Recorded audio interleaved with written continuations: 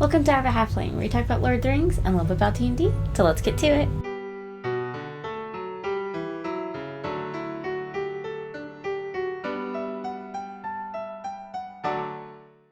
So today we're going to do Drawing with the Halfling, and I just want to talk about Tom Bombadil. So let's get started. Hey daw, merry daw, ring-a-dong dillo, ring-a-dong hop-along, fall a the willow, Tom Bomb jolly Tom, Tom Bombadillo. So yeah, today we're talking about Tom Bombadil, and he's a wild character. He is the emotional whiplash in Fellowship of the Ring. He comes out of nowhere and he's gone just as quickly as he arrives. And he is a character that when my dad had told me about the Lord of the Ring books when I was younger, he was like, watch out for the Tom Bombadil chapters. They're a wild ride. And he was not joking. They are. And if you haven't, I would strongly suggest you finding yourself the Adventures of Tom Bombadil. It's just a collection of poems, but the first two poems are specifically about Tom Bombadil. So the first one is the Adventures of Tom Bombadil, and reading it's interesting because I always kind of assumed Tom Bombadil was a character that Tolkien just really liked and was like, I'm going to put it in the Lord of the Rings somehow, and he did. Because he is unlike any other character that I have so far read from any of the Middle-earth history. So, like, he not only, like, has this connection with trees, but also with animals. Like, in the poems, he's actually talking to fish and birds, which is not something that I'm aware of that anybody else in Middle-earth can do. Also, I found it really interesting that, so in the Fellowship of the Ring, Tom Bombadil sort of rescues the hobbits from Old Man Willow, from the Borrowites, and he just comes in and he just, like, basically tells both of these creatures, like, let them go, leave them alone. And in the poem of The Adventures of Tom Bombadil, this is exactly what happens to him. He, at some point, before his wedding with Goldberry, was caught by Goldberry. He was sitting by a river, and his long beard drags in the water, and she grabs it and yanks him down, and he basically tells her to leave him alone, and she goes off to her mommy, and he, continues walking, and later he gets caught in Old Man Willow, and Old Man Willow's like, haha, I've got you, Tom Bombadil. And Tom is just like, there's no soft cotton pillow in here, let me go. And Old Man Willow lets him go. And then, a family of badgers also capture Tom Bombadil, and he just tells them to let him go, and they do. And then the Borrowites does the same thing, and he tells all of them, like, let me go and go away, just like Goldberry and Old Man Willow did. And then the poem ends with Bombadil going to the river and catching Goldberry. And it says he catches the river daughter, and they have this wonderful wedding, and it's all merry, and everything's beautiful and delightful, and yeah. He's just a wild character, but I really liked that everything he saved the hobbits from are something that he has also had to deal with. So I like that. I thought that was interesting. But when I first read The Fellowship of the Ring, everybody's question's always like, who is Tom Bombadil, right?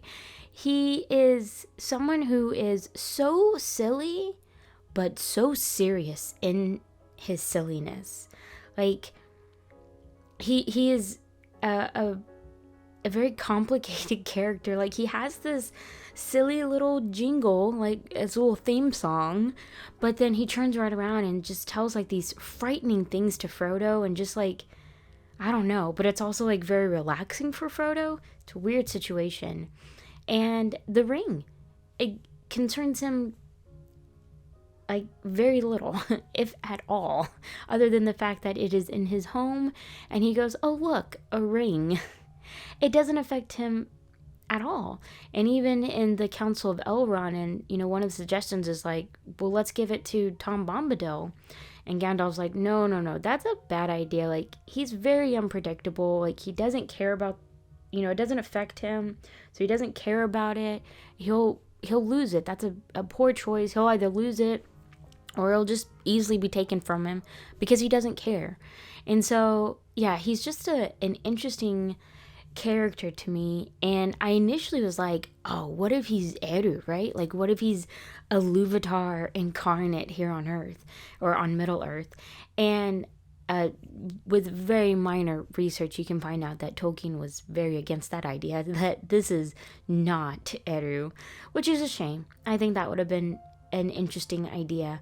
I kind of like the idea that he is basically Arda personified, because he talks about how he's been around since before evil, at the beginning of time.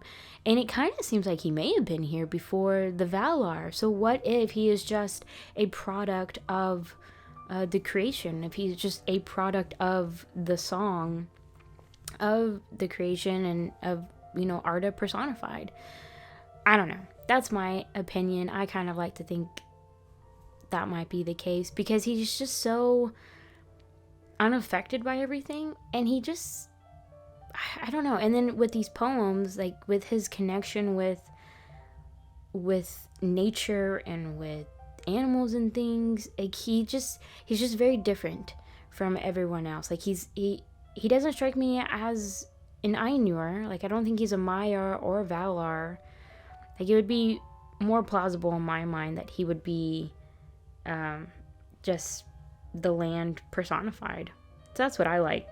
That's what I like to think, but I don't know. But yeah, so yeah, he's just a wild character, and he's someone that I love to hear other people's thoughts and opinions of who is Tom Bombadil, right? And as far as like film adaptations and him not being in them, it does make a lot of sense. It would be cool to have like maybe like a deleted scene of Tom Bombadil or something, but it does make total sense as to why he's not in any films or even in like the little cartoons, because he is just a random character.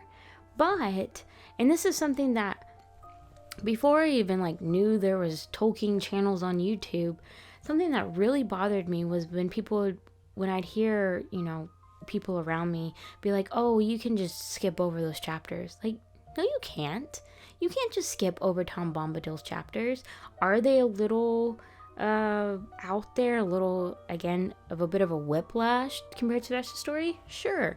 But they're important in that it shows how the hobbits are having to transition, right? So they're going from this idyllic home where everything's, relaxing and nice, and the only thing they have to worry about is, when are they getting their next, like, where's their next meal coming from, sort of. Is it coming from their home or their neighbor's home?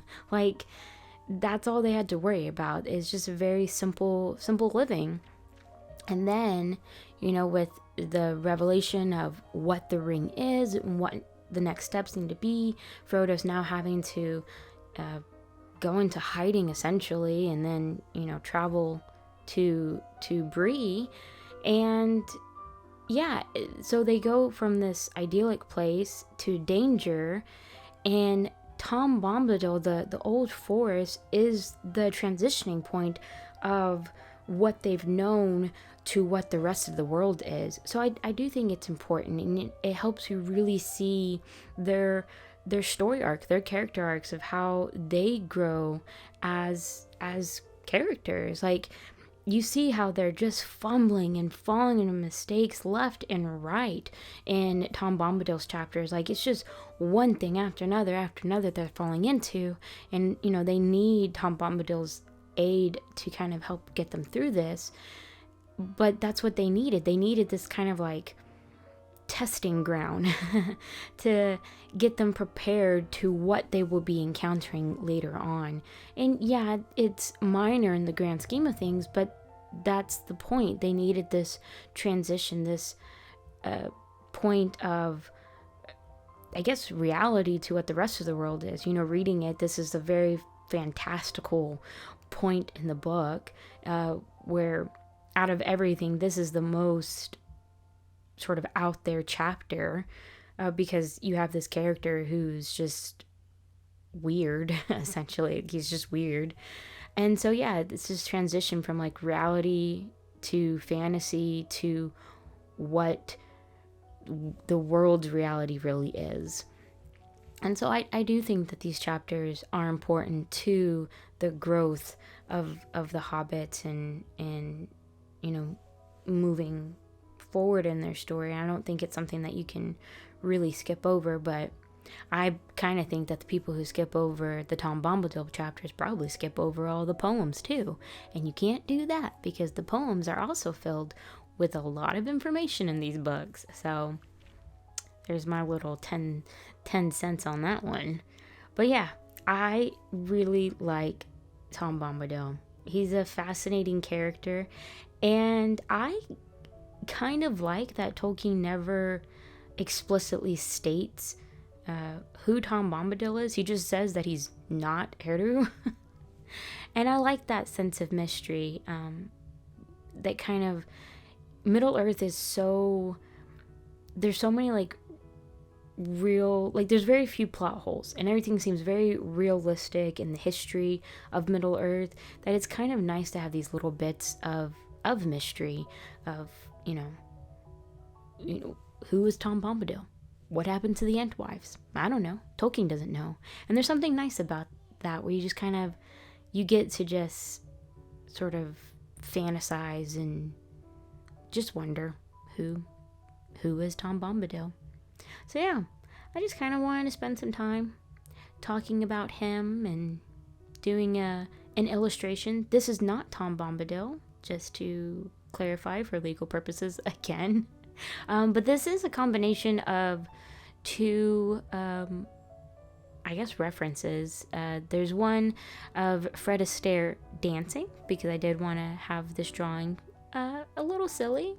And then it's the outfit, I guess, is from this painting, which is Tom Bombadil. But this is not, I'm not painting Tom Bombadil. This is just a silly character.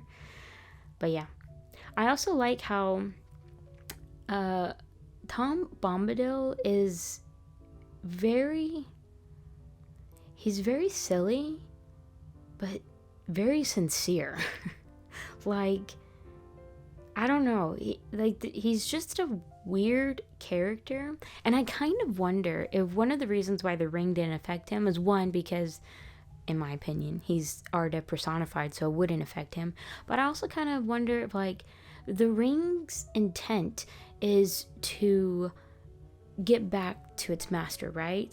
And it does this by giving the current ring bearer like these false hopes and what their life could be. But what if it doesn't work on Tom Bombadil? Because Tom Bombadil is completely content with his life. There's nothing that the ring could offer him, so it can't do anything with him, right? I don't know. I like that idea, because that seems to be a reoccurring concept in the Lord, in like Tolkien, is that it's almost like if you're content, then not a lot of evil can come your way, because one, you're not searching for anything, and two, there's nothing that evil can offer you because you are content with where you're at. So yeah, those are my little thoughts on Tom Bombadil. Old Tom Bombadil was a merry fellow. Bright blue his jacket was, and his boots were yellow. Green were his girdle, and his breeches all of leather. He wore in his tall hat a swan wing feather. He lived up under hill, where the withy windle ran from grassy well down into the dingle. Well, there you go. There is an illustration while we talked a little bit about Tom Bombadil, and I hope you guys enjoyed it. I had a lot of fun with this one, as usual, and I hope you guys did too. And I hope you all have a wonderful week, and may your homes be filled with food and cheer. Bye.